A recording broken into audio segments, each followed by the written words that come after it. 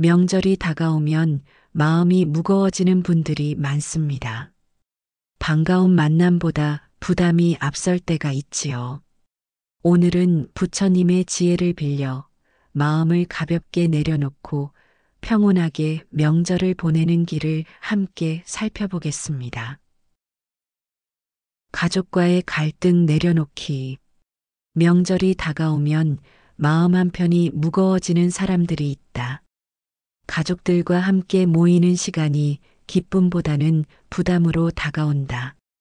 오랜만에 만나는 친척들의 질문, 비교, 서로 다른 생각들이 부딪히면서 생기는 마찰이 명절을 불편한 시간으로 만들어버린다. 부처님께서는 이런 우리에게 중요한 진리를 가르쳐 주셨다.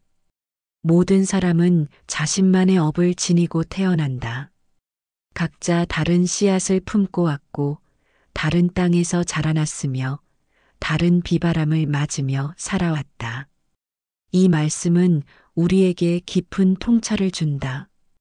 가족이라고 해서 모두 같은 생각을 가질 필요는 없다는 것이다.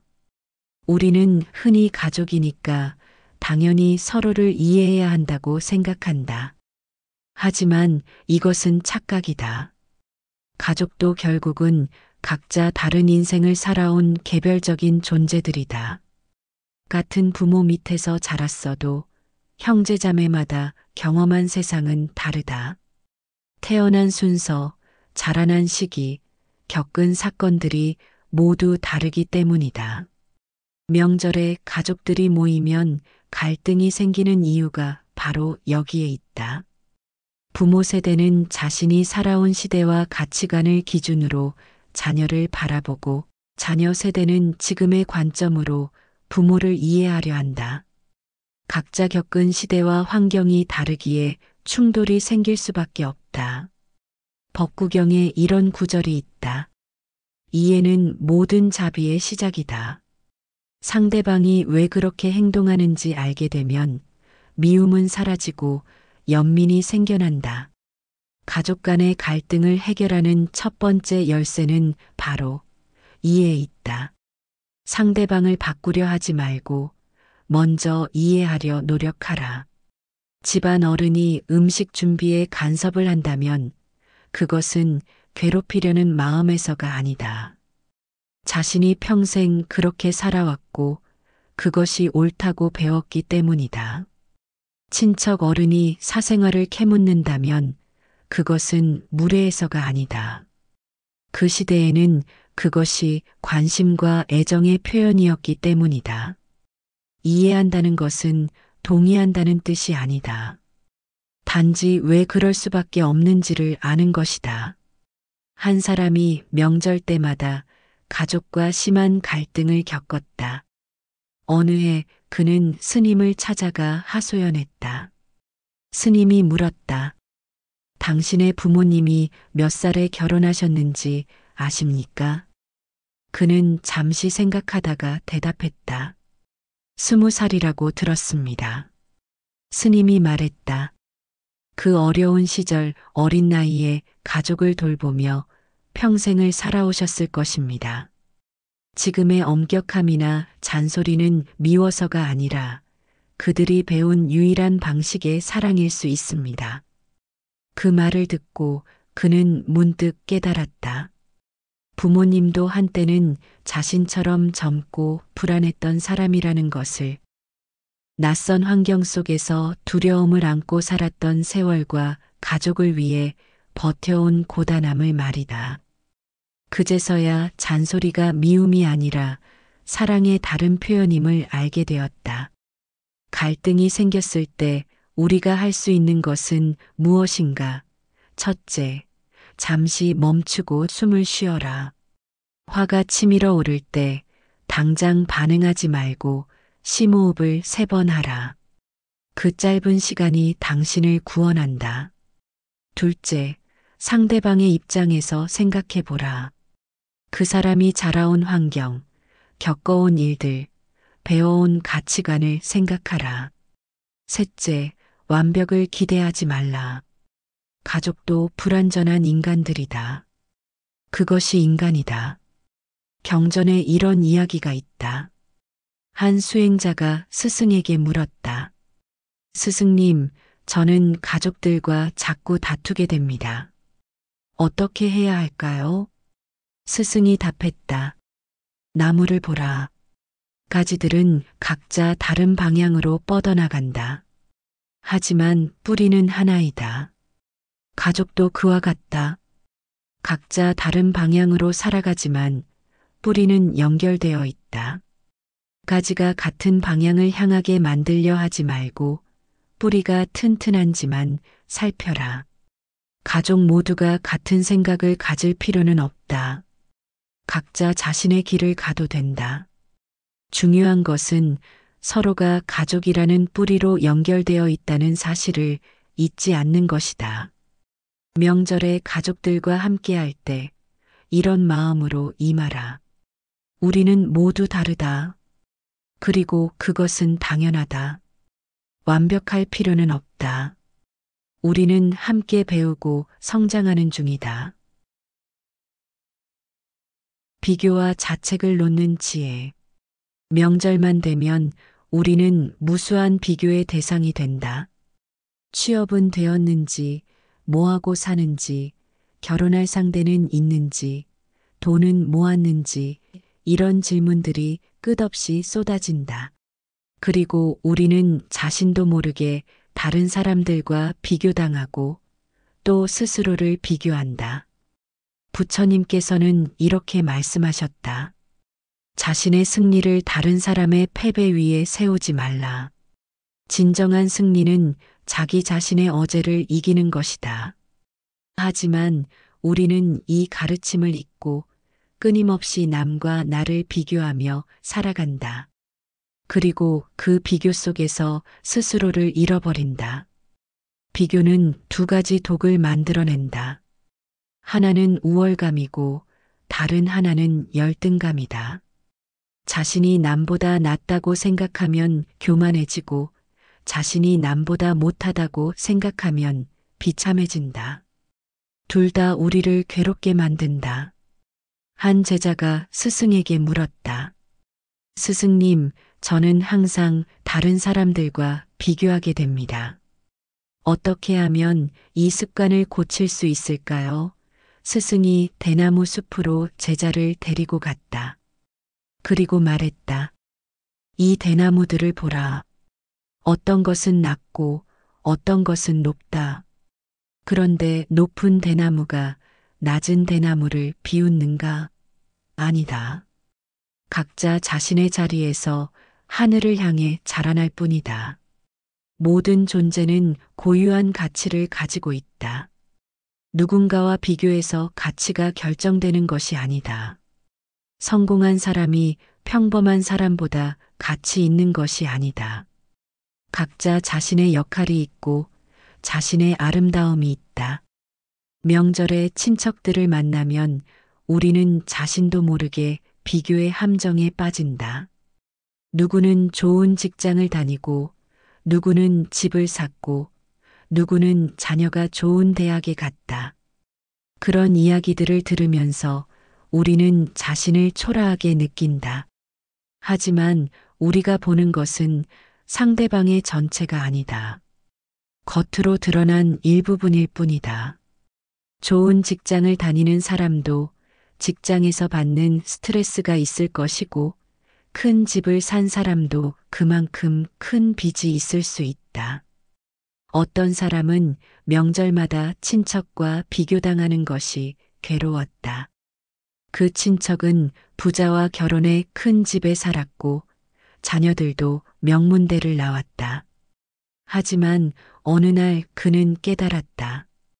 겉으로 화려해 보이지만 부부가 대화 없이 무심하고 자녀들과도 소원하다는 것을. 반면 자신은 비록 작은 집에 살지만 가족과 매일 저녁을 함께 먹고 자녀들과 웃으며 대화할 수 있다는 것을. 그제서야 자신이 가진 것의 소중함을 깨달았다. 비교를 멈추는 첫 번째 방법은 감사하는 마음을 기르는 것이다. 없는 것에 집중하지 말고 있는 것에 집중하라. 남이 가진 것을 부러워하지 말고 내가 가진 것에 감사하라. 부처님께서는 말씀하셨다. 족함을 아는 자는 가난해도 부유하고 족함을 모르는 자는 부유해도 가난하다. 두 번째 방법은 각자의 속도를 인정하는 것이다. 어떤 사람은 빨리 달리고 어떤 사람은 천천히 걷는다. 어떤 사람은 일찍 꽃을 피우고 어떤 사람은 늦게 꽃을 피운다.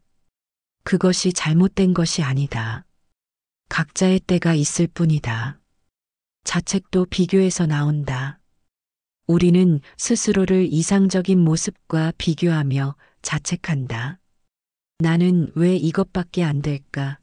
나는 왜 이렇게 부족할까? 이런 자책은 우리를 발전시키는 것이 아니라 무너뜨린다. 건강한 반성과 파괴적인 자책은 다르다. 한 수행자가 명상 중에 계속 잡념이 일어나서 좌절했다. 그는 스승에게 말했다. 스승님, 저는 명상을 할 수가 없습니다. 스승이 웃으며 말했다. 잡념이 일어나는 것은 당연하다. 그것이 마음의 본성이다. 중요한 것은 잡념이 일어났을 때 자책하는 것이 아니라 다시 호흡으로 돌아오는 것이다. 잡념을 발견했다는 것은 깨어 있다는 증거이다. 실수하는 것은 인간의 본성이다. 완벽한 사람은 없다. 중요한 것은 실수했을 때 자책으로 시간을 낭비하는 것이 아니라 배우고 다시 일어서는 것이다. 자신만의 기준을 세우고 자신의 성장에 집중하라. 작년의 나와 올해의 나를 비교하라. 다른 사람과 비교하지 말고 과거의 자신과 비교하라. 조금이라도 성장했다면 그것으로 충분하다. 부처님께서는 이렇게 말씀하셨다. 자신을 섬처럼 만들어라. 자신의 귀처가 되어라. 남과 비교하며 자신의 가치를 찾지 말고 자기 자신의 내면에서 가치를 발견하라. 당신은 이미 충분히 가치 있는 존재이다. 다른 누구와 비교할 필요 없이 그 자체로 완전한 존재이다. 기대와 실망을 비우는 가르침. 명절이 다가오면 우리는 많은 기대를 품는다. 가족들과 화목한 시간을 보내리라. 맛있는 음식을 나누며 즐거운 대화를 나누리라. 하지만 현실은 종종 우리의 기대와 다르다.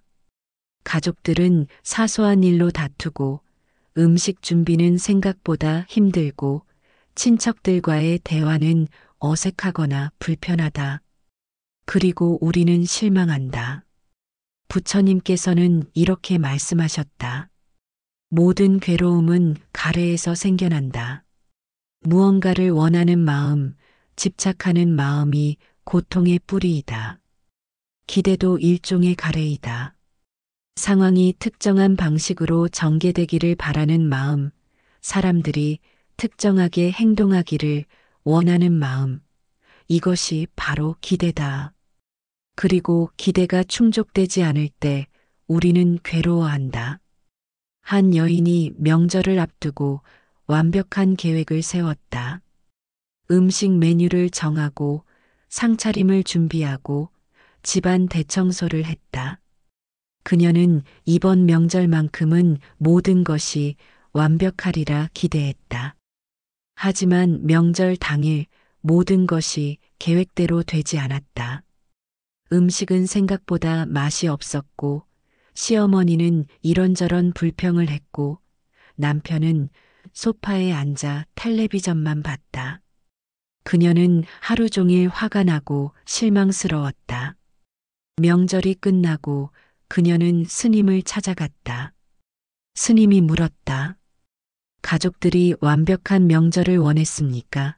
아니면 당신이 완벽한 명절을 원했습니까?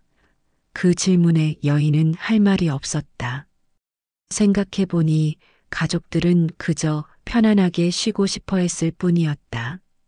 완벽을 요구한 것은 자기 자신이었다. 스님이 말했다. 기대는 자신의 욕구를 다른 사람이나 상황에 투사하는 것입니다. 하지만 세상은 우리의 기대대로 움직이지 않습니다. 사람들은 자신의 방식대로 행동하고 상황은 자신의 방식대로 전개됩니다. 기대를 내려놓고 있는 그대로를 받아들일 때 비로소 평안이 찾아옵니다. 경전에 이런 말씀이 있다. 집착 없이 주고 기대 없이 베풀고 보상 없이 사랑하라. 그것이 진정한 자유이다. 우리는 무언가를 할 때 항상 결과를 기대한다. 하지만 이런 기대가 우리를 괴롭게 만든다. 기대를 내려놓는다는 것은 아무것도 하지 않는다는 의미가 아니다. 최선을 다하되 결과에 집착하지 않는다는 의미이다. 명절에 음식을 준비할 때 맛있게 만들기 위해 최선을 다하라. 하지만 모두가 맛있다고 칭찬해 줄 것이라 기대하지 말라. 가족들과 대화를 나눌 때 즐거운 분위기를 만들기 위해 노력하라. 하지만 모두가 즐거워할 것이라 기대하지 말라. 기대를 내려놓는 구체적인 방법들을 살펴보자. 첫째, 기대가 생길 때마다 그것을 알아차려라. 내가 지금 기대를 하고 있구나. 알아차리는 것만으로도 기대의 힘은 약해진다. 둘째, 기대 대신 의도를 세워라. 나는 가족들과 행복한 시간을 보내야 한다는 기대 대신 나는 가족들과 함께 있는 시간을 소중히 여기겠다는 의도를 세워라. 셋째, 감사하는 마음으로 바라보라. 기대하는 마음 대신 감사하는 마음으로 상황을 받아들이라. 이렇게 되어야 하는데 라고 생각하지 말고 이렇게라도 되어서 감사하다라고 생각하라. 관점의 전환이 경험을 완전히 바꾼다. 부처님께서는 이렇게 말씀하셨다. 집착이 있는 곳에 고통이 있고 집착이 없는 곳에 자유가 있다. 기대는 특정한 결과에 대한 집착이다. 이 집착을 내려놓을 때 우리는 자유로워진다. 상황이 어떻게 전개되든 사람들이 어떻게 행동하든 우리는 평안할 수 있다. 실망은 기대의 다른 이름이다. 기대가 있으면 실망이 따라온다. 기대가 없으면 실망도 없다. 대신 있는 그대로를 경험하고 그 안에서 의미를 발견한다. 완벽한 명절을 기대하지 말라. 완벽한 명절은 없다. 대신 불완전하지만 진실한 순간들을 소중히 여겨라. 명절을 앞두고 이렇게 다짐하라. 나는 최선을 다하겠다. 하지만 결과는 받아들이겠다. 완벽을 기대하지 않겠다. 있는 그대로를 받아들이겠다. 기대 대신 감사로, 실망 대신 수용으로 이 시간을 보내겠다. 말과 침묵의 지혜. 명절에 가족들이 모이면 말이 많아진다. 오랜만에 만났으니 이런저런 이야기를 나누고 근황을 묻고 추억을 떠올린다. 하지만 말이 많아질수록 실수도 많아진다. 무심코 던진 한마디가 누군가에게 상처가 되고 농담이라고 한 말이 싸움의 씨앗이 되고 좋은 의도로 한 충고가 간섭으로 받아들여진다. 부처님께서는 말의 중요성을 누누이 강조하셨다. 말은 칼보다 날카롭다. 칼로 베인 상처는 아물지만 말로 베인 상처는 평생 남는다. 또한 말씀하셨다. 현명한 자는 말을 아끼고 어리석은 자는 말을 함부로 한다. 법구경에는 이런 구절이 있다. 잘 다스려진 말은 최상의 재물이다. 잘못 다스려진 말은 최악의 화근이다. 우리는 흔히 말을 가볍게 여긴다. 하지만 말은 결코 가볍지 않다. 한번 나간 말은 다시 주워 담을 수 없다. 화살을 쏘면 다시 돌아오지 않는 것처럼 말도 한번 나가면 되돌릴 수 없다. 명절에 특히 조심해야 할 말들이 있다. 첫째, 비교하는 말이다. 너는 왜 내 사촌처럼 못하니? 내 친구들은 벌써 다 손주를 봤다. 이런 말들은 듣는 사람에게 깊은 상처를 준다. 둘째, 참견하는 말이다. 그렇게 애를 키우면 안 돼. 그 직업은 불안정해. 이런 말들은 좋은 의도에서 나오지만 듣는 사람은 간섭으로 받아들인다. 셋째, 과거를 들춰내는 말이다. 내가 예전에 이랬잖아. 넌 항상 그런 식이야. 과거의 실수를 반복적으로 언급하는 것은 상대방의 성장을 부정하는 것이다. 한 젊은 여성이 명절 때마다 고통스러웠다. 친척들이 만날 때마다 결혼은 언제 하니? 라고 물었기 때문이다. 그녀는 결혼하고 싶었지만 좋은 인연을 만나지 못했다. 그 질문을 들을 때마다 자신이 부족한 사람처럼 느껴졌고 초라해졌다.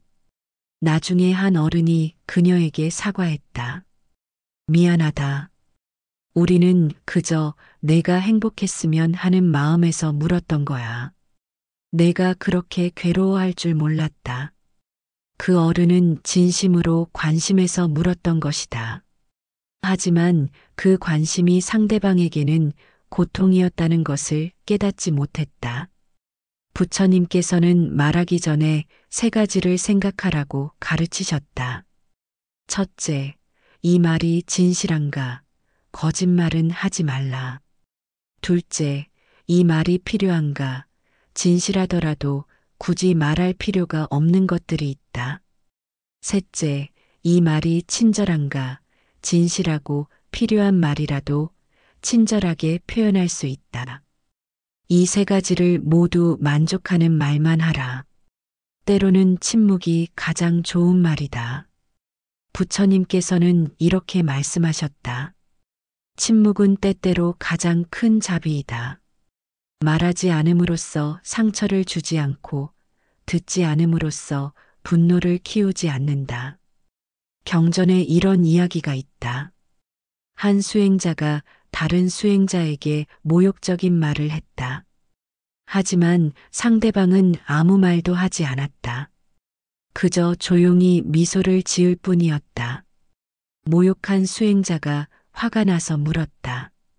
내가 너를 모욕했는데 왜 아무 말도 하지 않느냐? 상대방이 답했다. 당신이 선물을 주었는데 내가 받지 않으면 그 선물은 누구의 것입니까? 모욕한 수행자가 답했다. 당연히 내 것이지. 상대방이 말했다. 그렇습니다. 당신의 모욕을 나는 받지 않습니다. 그것은 여전히 당신의 것입니다. 이 이야기는 우리에게 중요한 지혜를 준다. 누군가가 우리에게 상처 주는 말을 해도 우리가 받아들이지 않으면 그것은 우리를 해치지 못한다. 침묵으로 대응하는 것은 약함이 아니라 강함이다. 반응하지 않음으로써 갈등의 고리를 끊는 것이다. 명절에 누군가가 불편한 말을 한다면 즉시 반응하지 말라. 잠시 숨을 고르고 마음을 가라앉혀라. 만약 대응해야 한다면 부드럽지만 단호하게 하라. 그 말씀은 제게 상처가 됩니다라고 조용히 말하라. 화를 내거나 공격하지 말고 단지 자신의 감정을 표현하라.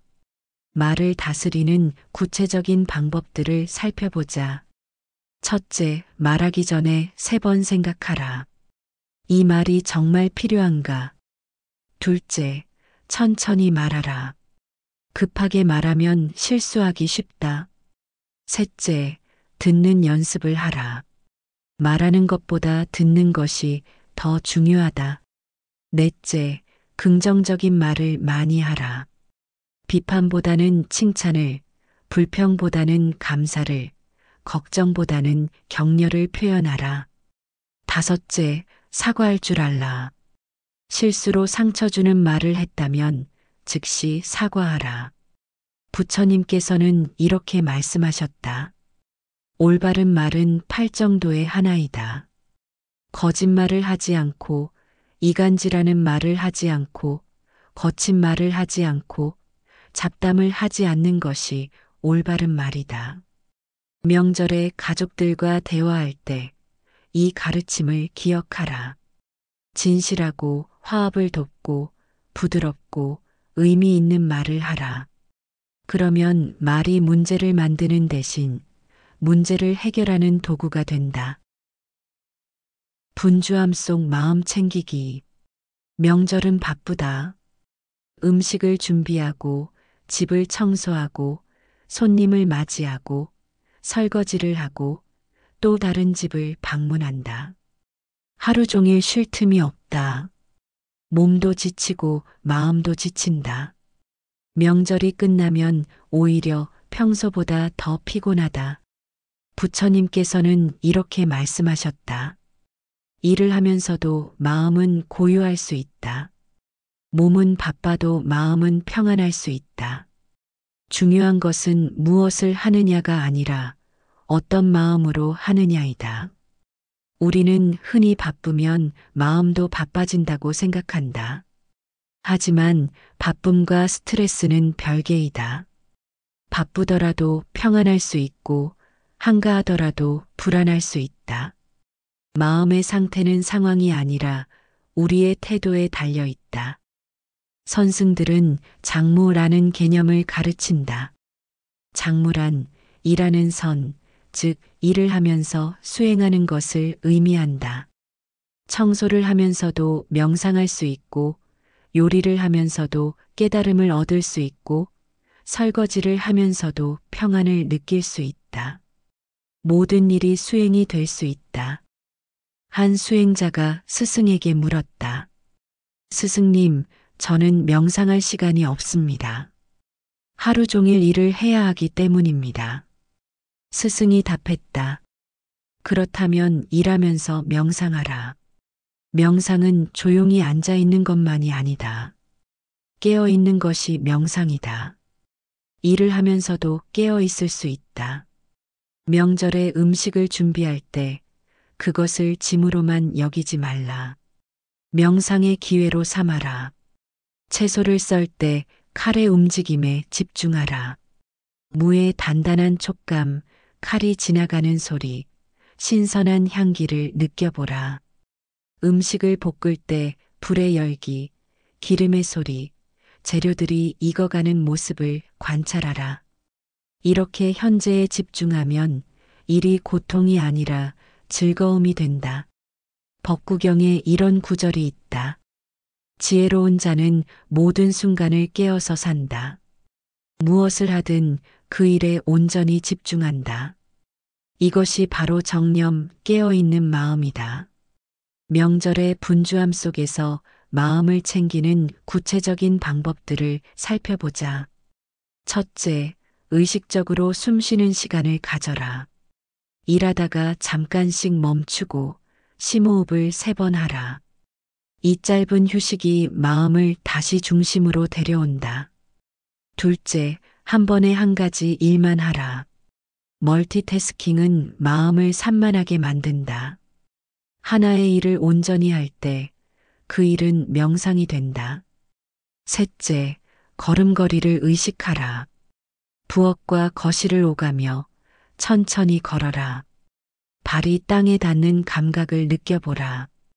이것이 바로 걸음 명상이다. 넷째, 미소를 지어라. 바쁘고 지칠 때일수록 의식적으로 미소를 지어라. 미소는 마음의 상태를 바꾸는 힘이 있다. 다섯째, 감사하는 마음을 기억하라.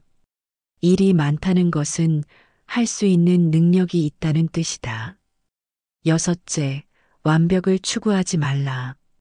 음식이 조금 덜 맛있어도 괜찮고 집이 완벽하게 깨끗하지 않아도 상관없다. 중요한 것은 함께하는 마음이지 완벽한 준비가 아니다. 일곱째, 도움을 요청하라. 혼자 모든 것을 하려고 하지 말라. 가족들에게 도움을 청하라.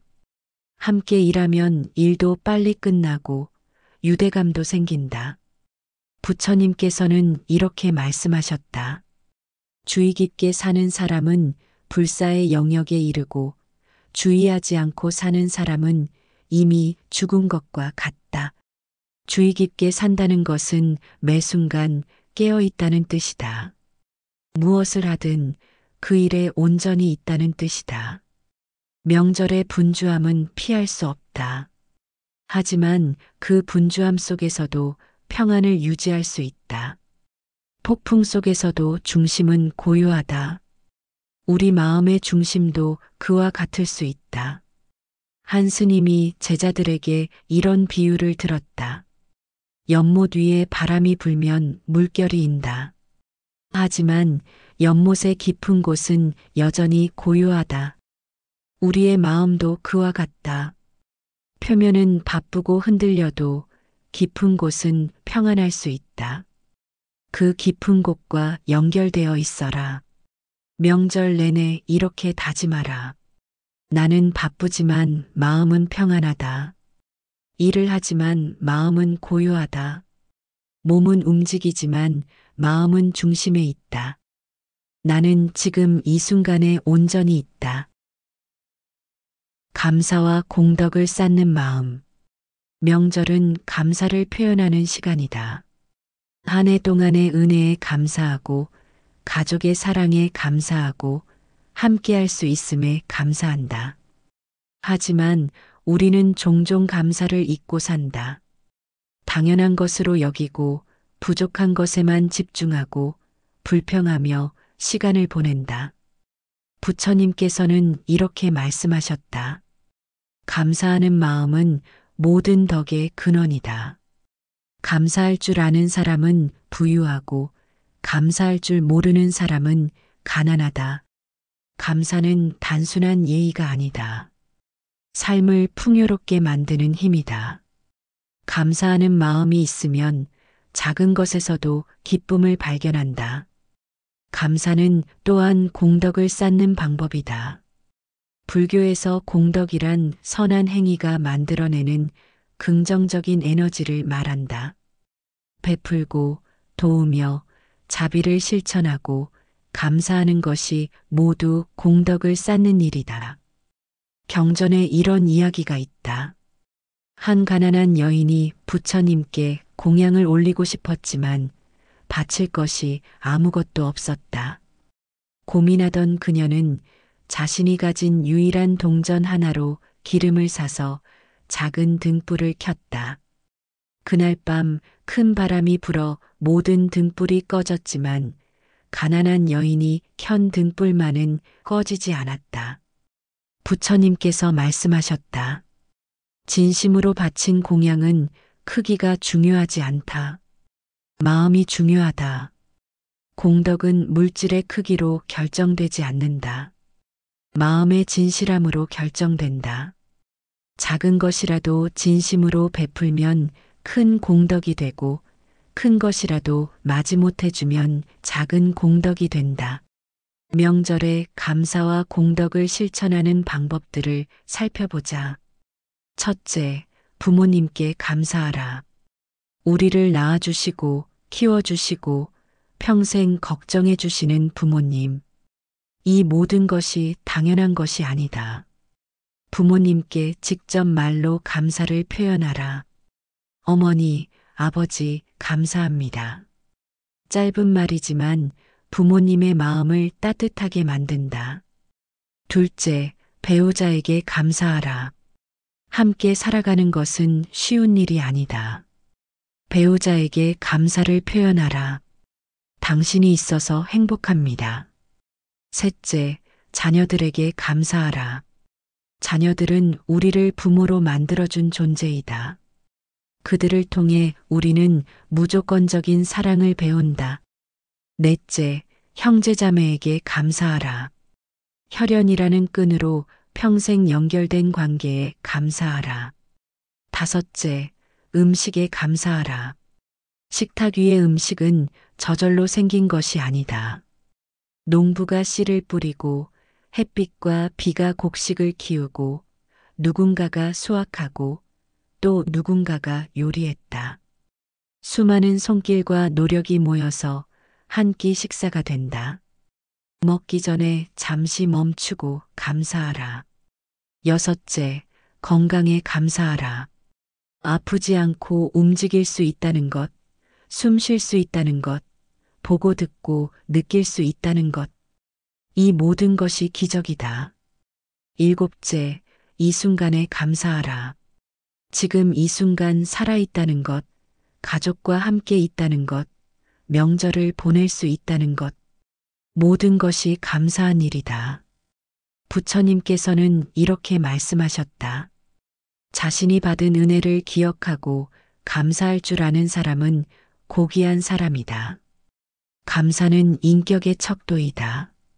얼마나 많이 가졌는가가 아니라 얼마나 감사할 줄 아는가가 그 사람의 품격을 결정한다. 공덕을 쌓는 것도 명절의 중요한 의미이다. 첫째, 기부하라. 어려운 이웃을 위해 조금이라도 나누어라.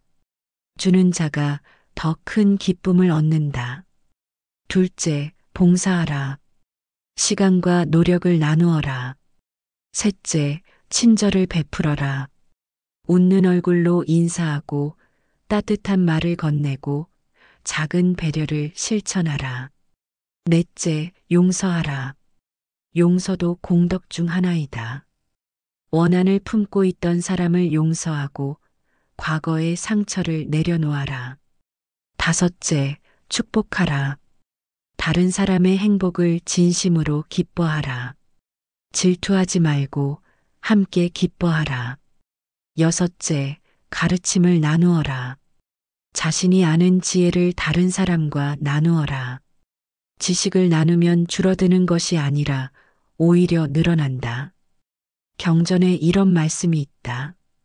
공덕을 쌓는 것은 보물을 쌓는 것과 같다. 도둑이 훔쳐갈 수 없고 불에 타지 않으며 물에 떠내려가지 않는 보물이다.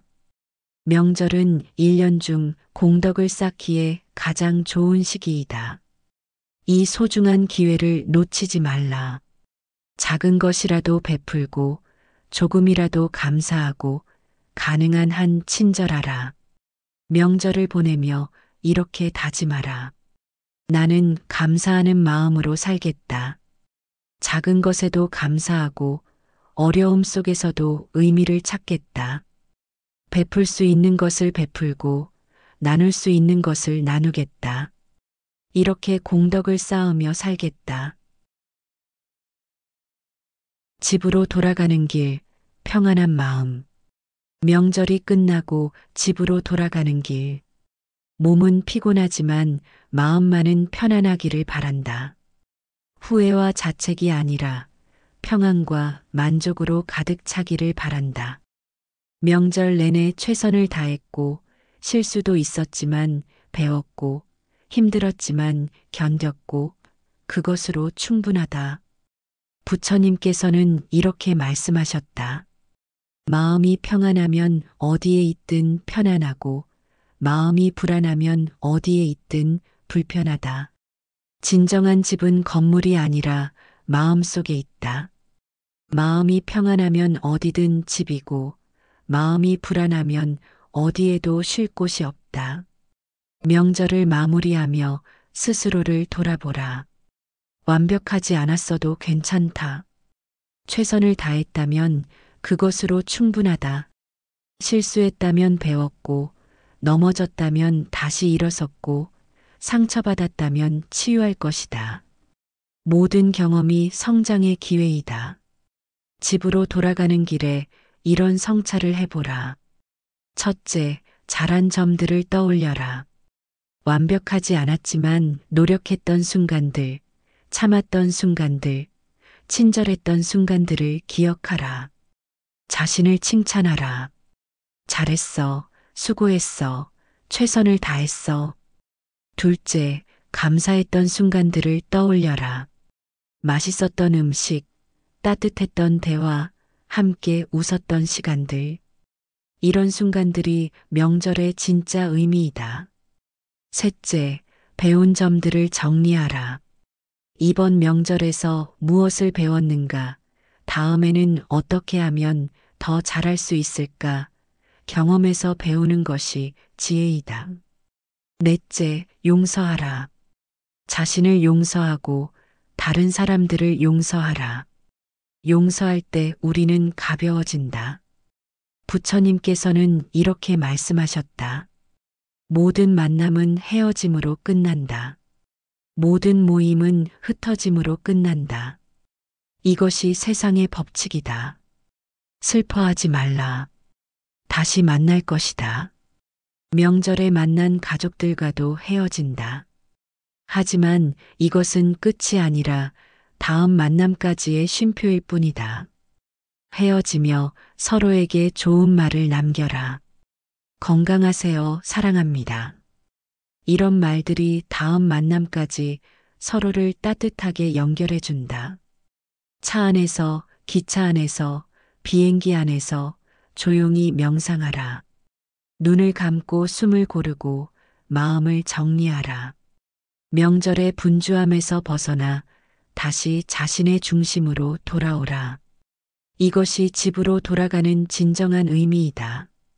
물리적인 집뿐만 아니라 마음의 집으로 돌아가는 것이다. 경전에 이런 구절이 있다. 자신의 마음이 도량이다. 마음을 닦으면 어디든 청정한 땅이 된다. 집으로 돌아가면서 마음을 닦아라. 명절에 먼지를 털어내고 평안을 되찾고 중심을 잡아라. 집에 도착하면 잠시 멈추고 감사하라. 무사히 돌아온 것에, 편안한 공간이 있는 것에, 다시 일상으로 돌아갈 수 있는 것에 감사하라. 명절이 끝난 후 며칠은 여유를 가져라. 바로 바쁜 일상으로 뛰어들지 말고 천천히 전환하라. 충분히 쉬고 정리하고 다시 시작할 준비를 하라. 가족들에게 메시지를 보내라. 잘 도착했습니다. 좋은 시간이었습니다. 감사했습니다. 짧은 메시지지만 관계를 이어주는 따뜻한 끈이 된다. 한 스님이 제자들에게 이런 가르침을 주었다. 모든 경험은 가르침이다. 즐거운 경험에서는 감사를 배우고 힘든 경험에서는 인내를 배운다. 버릴 경험은 하나도 없다. 모든 것이 수행이다. 명절도 수행의 기회였다. 참는 수행, 베푸는 수행, 이해하는 수행, 사랑하는 수행. 가족이라는 가장 가까운 관계 속에서 우리는 가장 많이 배운다. 쉽지 않았지만 의미 있었고, 힘들었지만 성장했고, 완벽하지 않았지만 충분했다. 집으로 돌아가는 길, 이렇게 다짐하라. 나는 최선을 다했다. 완벽하지 않아도 괜찮다. 나는 성장했다. 나는 배웠다. 나는 사랑했고 사랑받았다. 이제 평안한 마음으로 일상으로 돌아간다. 명절의 경험을 가슴에 품고 더 나은 사람이 되어 다음 만남을 준비한다. 복과 평안을 기원하는 마무리. 명절이 저물어 간다.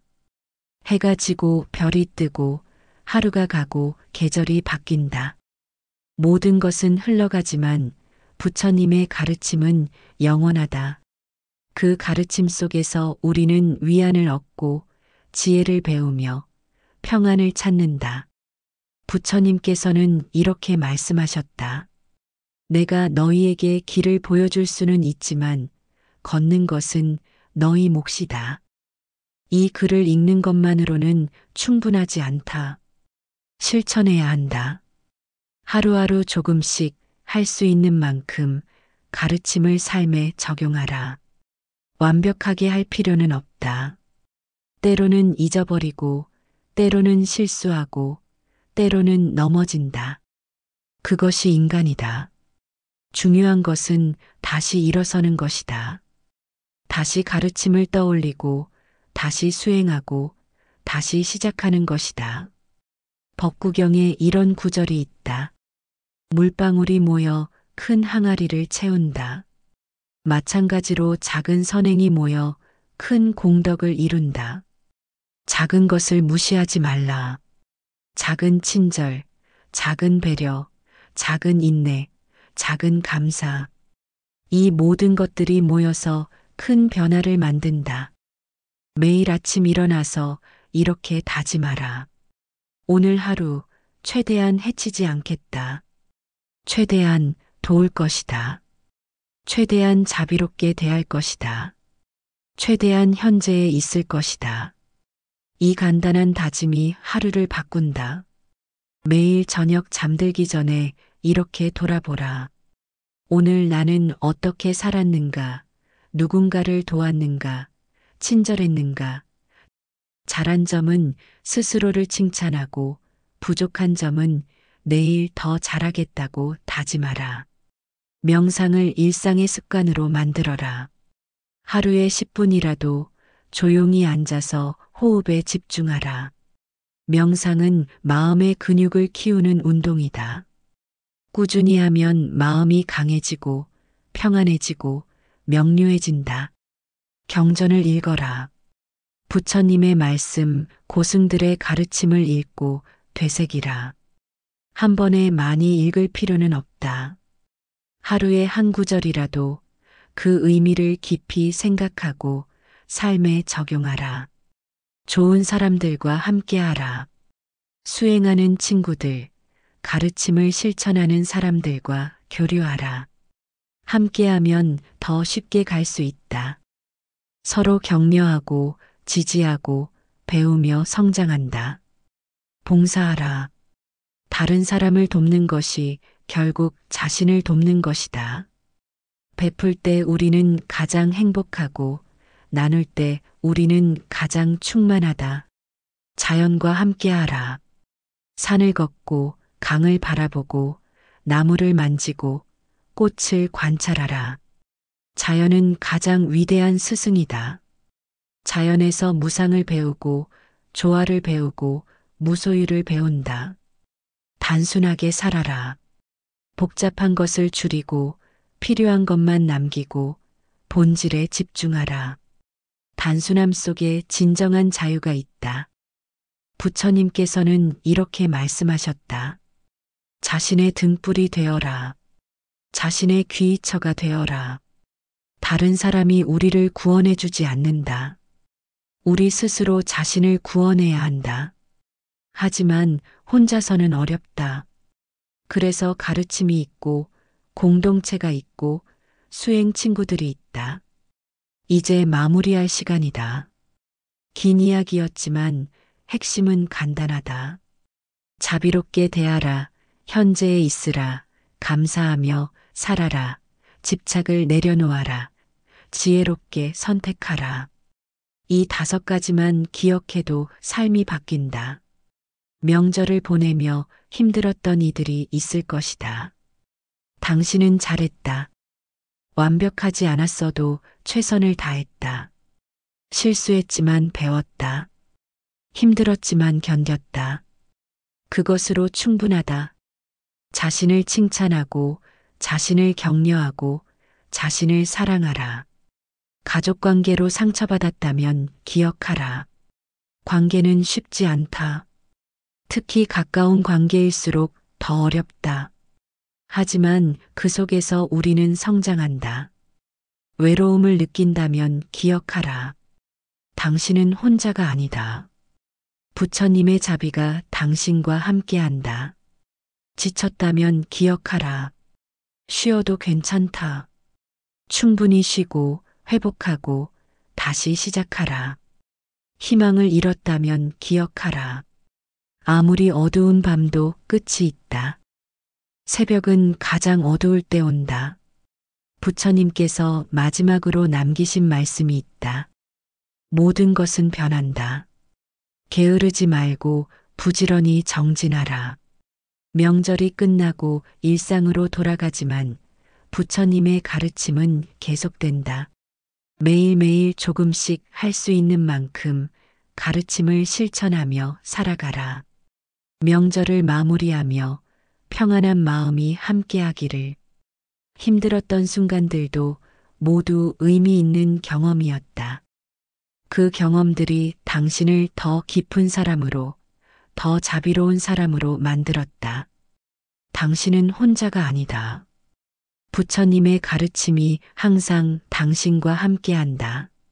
모든 중생이 평안하기를, 모든 중생이 행복하기를 기원하며 오늘의 이야기를 마친다. 나무 관세음보살, 나무 아미타불, 나무 석가모니불.